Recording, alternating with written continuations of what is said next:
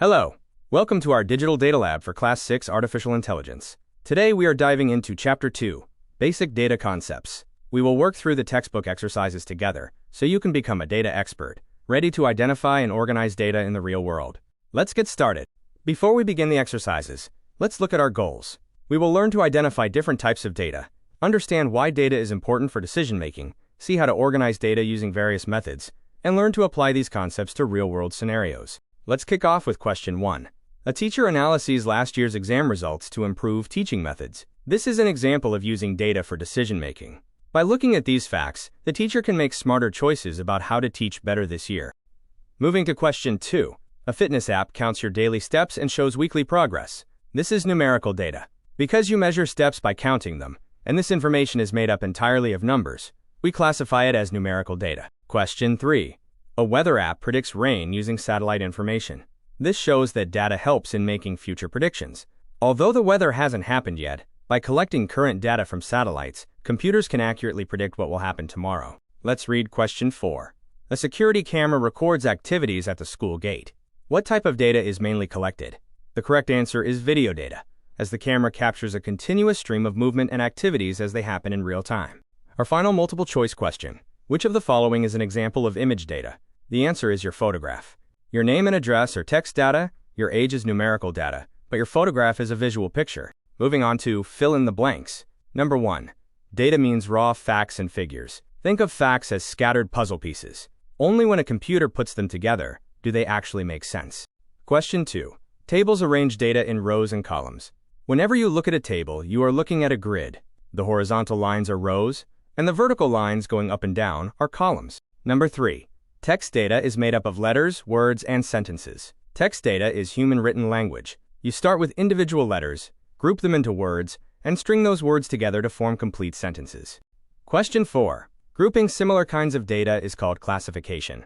If you put all red Lego bricks in one pile and blue ones in another, you are grouping similar items. In computer science, this process is called classification. Our last fill in the blank. Saving data in secure systems is known as storage. Just like you save your physical toys in a toy box, computers need a safe place to keep digital files. We call these secure systems storage.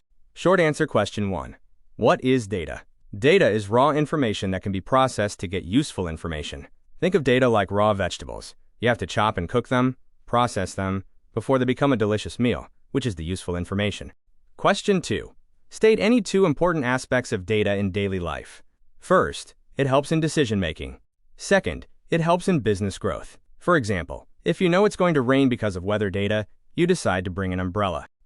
Question 3. Name the 4 main types of data. They are numerical, text, image, and sound. Practically everything you do on a computer falls into these 4 categories. A great trick to remember them is the acronym NITS. Moving on to question 4. What is the difference between a table and a chart? A table organizes information into a strict grid of rows and columns, which is great for reading specific numbers. A chart takes that same data and turns it into a visual picture, making it much easier to spot trends at a glance. Next is question 5. Define classification and labeling. Classification is the process of grouping similar pieces of data together. Labeling is the act of giving those groups proper names. For instance, putting all your notebooks in one pile is classification, and writing science on the covers is labeling. Now for the Think and Apply section. Question 1. A student measures the height of a plant every week. What type of data is this? Because the height is recorded in digits like centimeters or inches, this is numerical data. Question 2. A teacher wants to compare student marks clearly. Should she use a table or a bar chart? A bar chart is the best choice. It creates visual bars, which allows the human eye to instantly see the tallest bar without needing to read every single number in a list. Finally, question 3. A shopping app suggests products based on your previous searches.